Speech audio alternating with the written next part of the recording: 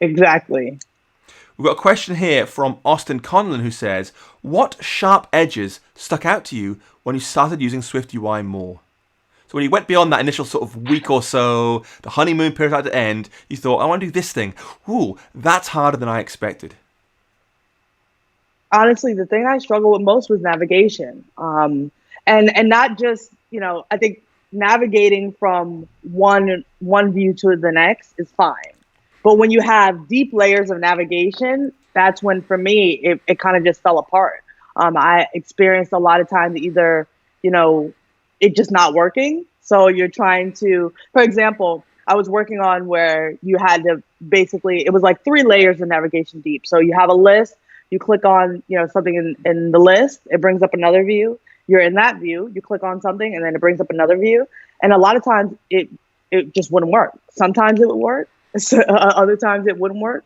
And that's really frustrating because most apps have, several layers of navigation and a deep navigation stack. Yeah. And so it was really frustrating to know that that wasn't reliable. And honestly, it was one of the reasons why I didn't continue to go deeper and deeper and deeper into Swift UI, because if I can't get the basics of, a navigation stack, then why should I, try to continue to invest there? I do think it's great for those like singular views, and building out single views in Swift UI is really fast and really awesome. And then you can use those with UIKit and have the navigation be responsible in UIKit, which I think is a bit more reliable at this point.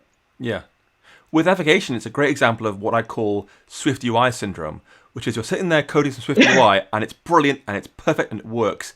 And you want to do one thing and it's one line of code in UIKit. Like you want to say, get the view controller, pop to root view controller, something like that, right? And it's one line of code, but you can't get the view controller. You just want to say, just somehow do this one thing, and you can't do it. And you're stuck with it. And you end up then saying, oh, well, either do without this or re-architect to have different solutions, or rip out that whole view and make it a view controller in UIKit. And it's a hard choice to make. Exactly. It is. It is a hard choice. Yeah, go ahead.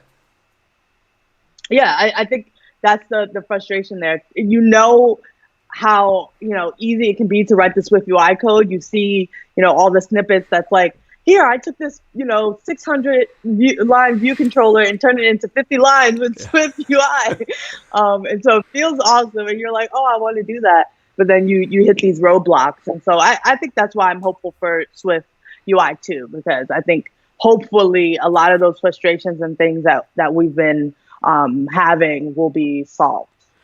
I think Swift UI 1, the version we have right now, if I can number this thing, is the ultimate DC framework, because it makes for brilliant presentations.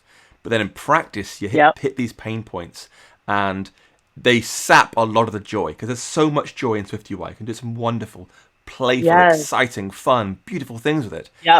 Almost trivially.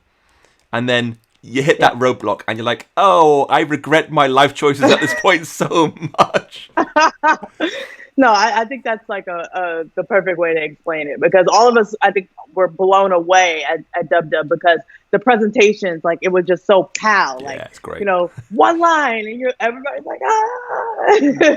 And so, but in actuality, it isn't as great as those presentations, but it is really playful and joyful. And I think that's one thing I've really appreciated from it. Like, even though it has those roadblocks and those pitfalls, it's so fun, honestly, to play with. And it kind of brought me back that joy of, like, when you first learned programming and you were so excited. Yep. And, getting things working was just like, oh my gosh, like, it worked. And it kind of gave me that same feeling. Yeah.